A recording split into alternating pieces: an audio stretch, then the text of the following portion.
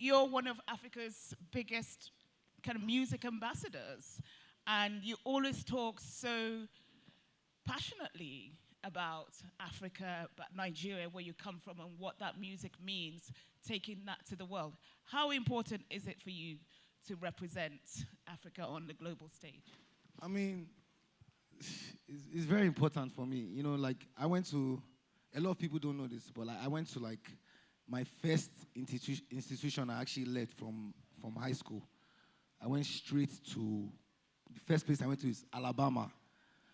And in that community that I was in, there were literally no black people there.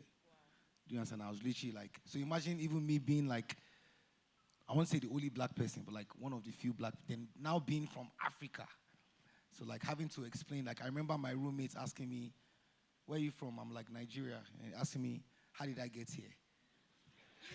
I'm serious, real question. Like, and it's not their fault because they don't understand. They don't know. They're not educated. So how did they think you They're got not educated about Africa. Sorry. How did they think you got to Africa, He was to like, America? y'all got airports? Y'all got... And I'm like, yo, bro, I live in a 23-room house. Like, you know what I'm saying? I live in a mansion. But, like, you know, it's beautiful to see how everything has changed from, I'm talking about 2008, 2009. Yeah. Like, me coming straight, in their own words, they'll say off the boat.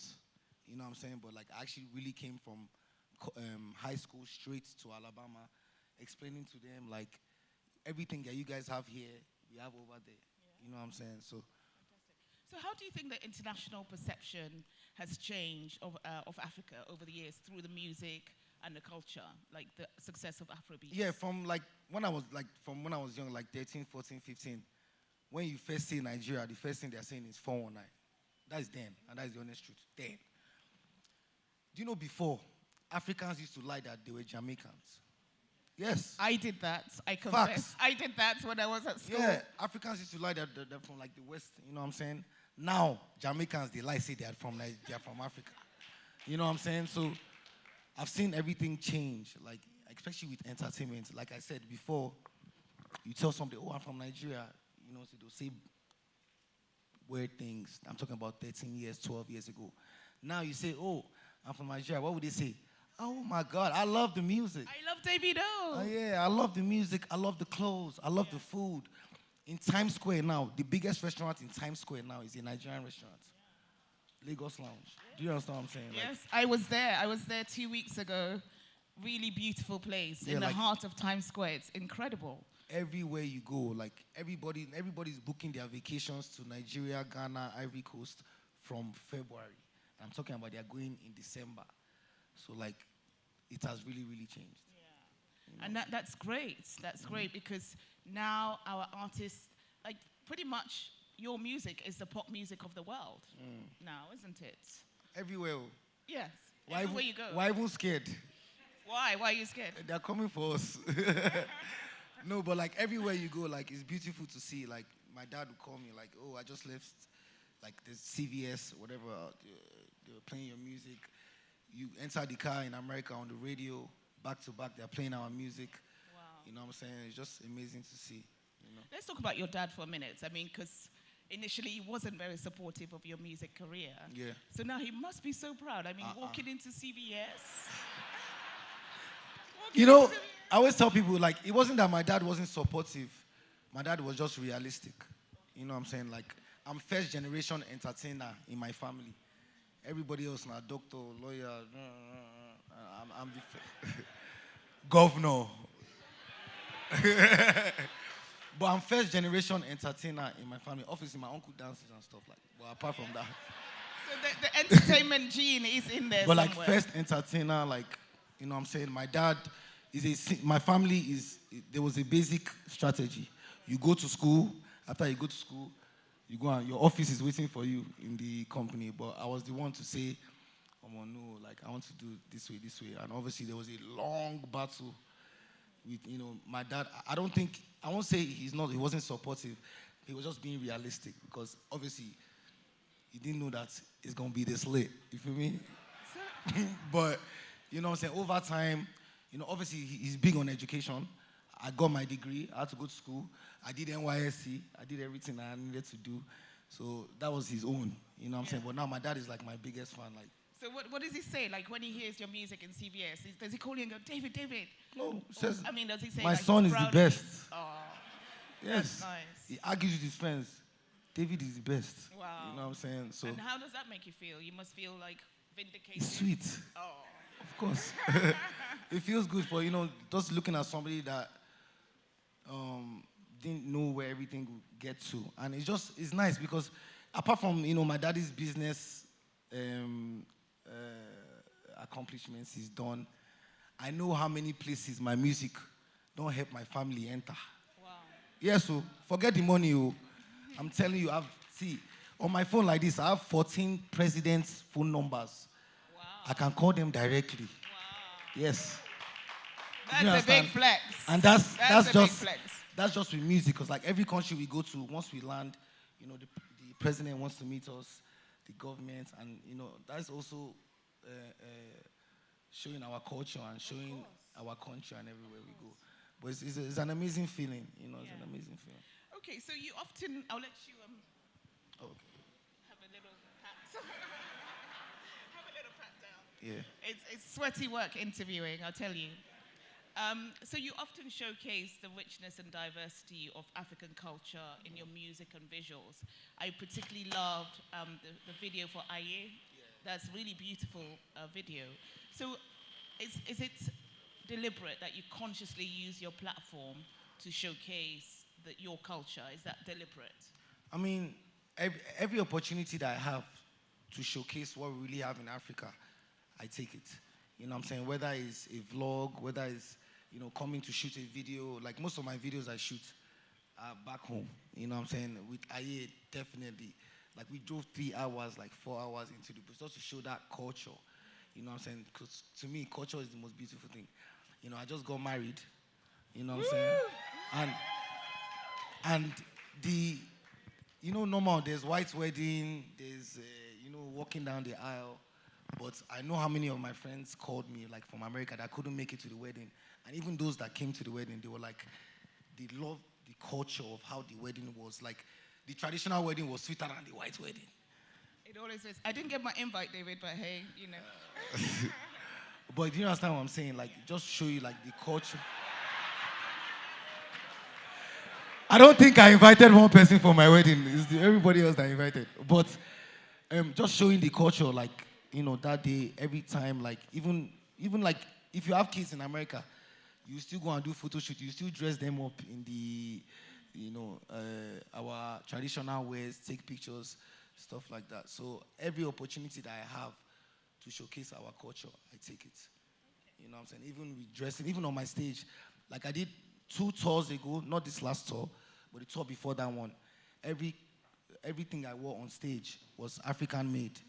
You know what I'm saying? So we don't have to go on the red carpets and be like, oh, what are you wearing? I'm wearing Gucci, I'm wearing this. You know what I'm saying? So African made that we're wearing on stage as well. So that was very nice. Yeah, I don't think I've ever seen you in a suit before, though. Suit, I had to represent for my king. You understand? Yes. No, you look great. I can switch it up. Yesterday I was in some jeans and my cap and everything. Tomorrow you can see me in Agbada. Tomorrow you can see me in anything. But no, you're every man. You're comfortable in any sphere. Sure. That's fantastic.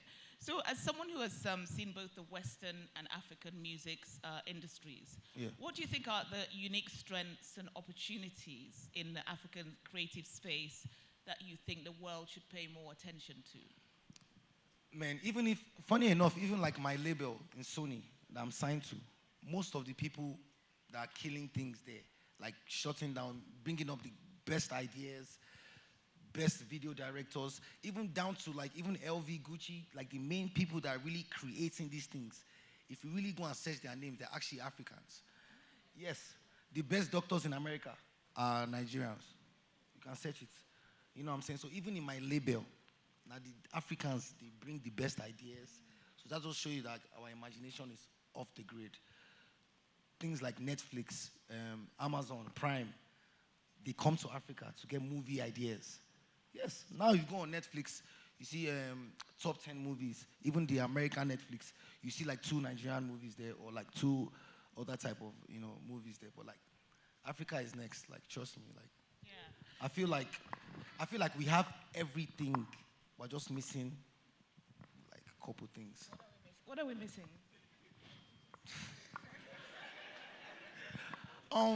Africa, man, Nigerians are strong-willed people. Like everywhere I go in the world, everybody has a Nigerian friend. Whether you're Chinese, Filipino, yes, everybody get Niger friend. You know what I'm saying? I feel like, over time we'll get it right, but definitely leadership.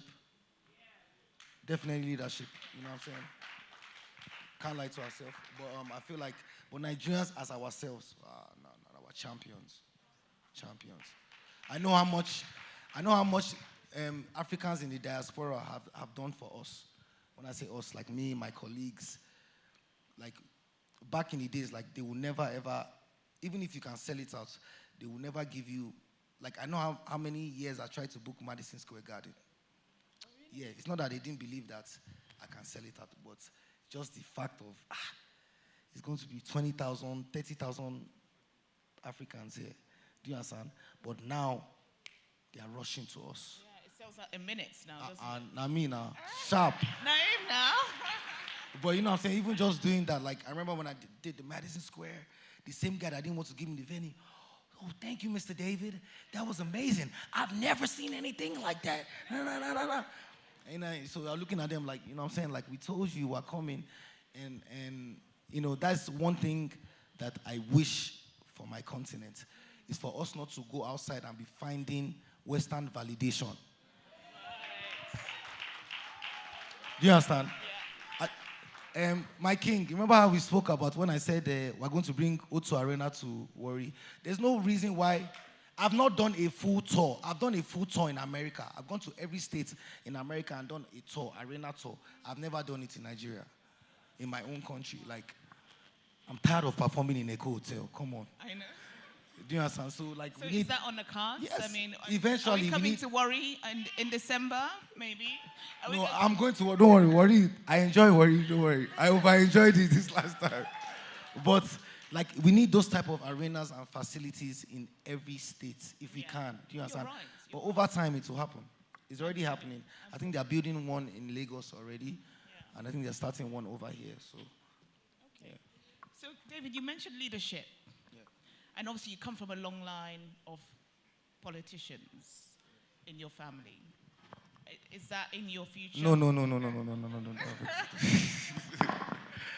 Really?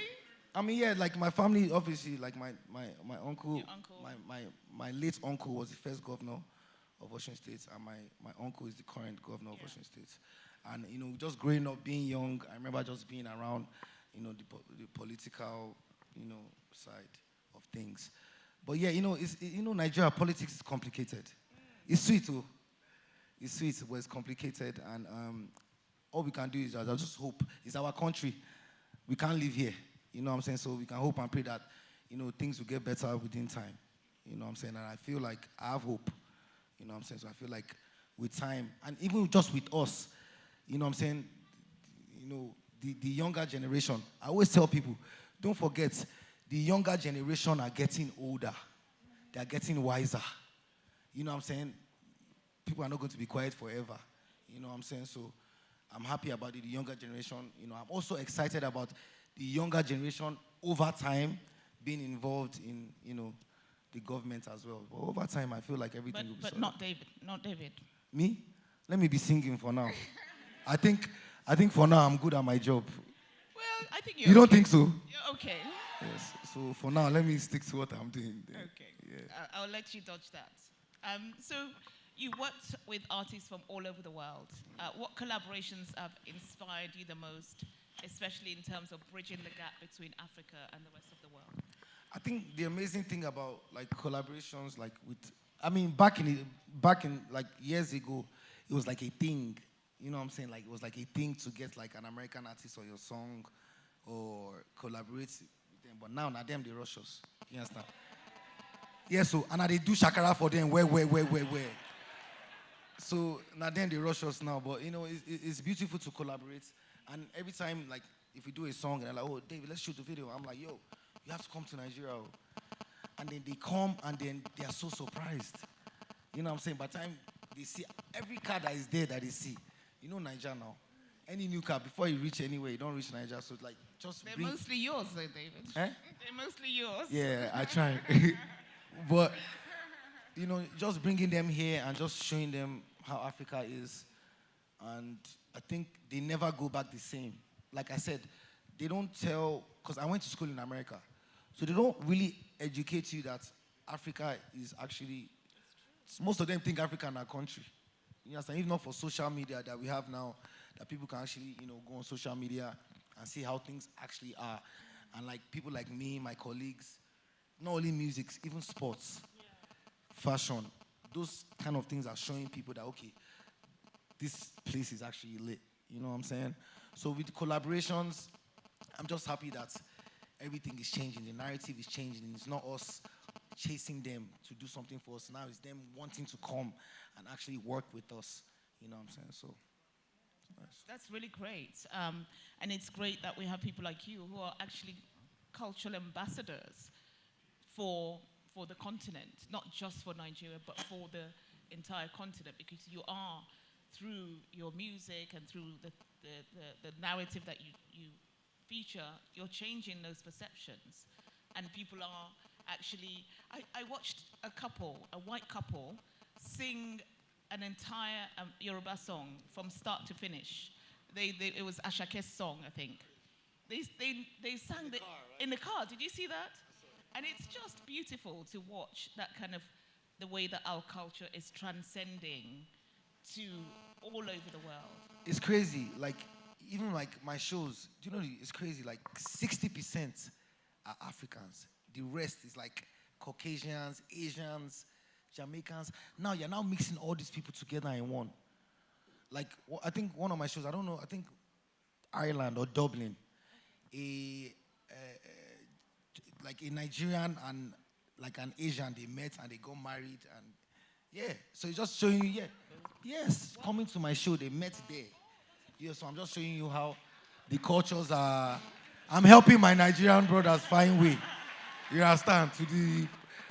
But like, it's just amazing. Like I'll be in the airport. Okay, there was one time because when me and my wife stay in Atlanta, like it's really white area.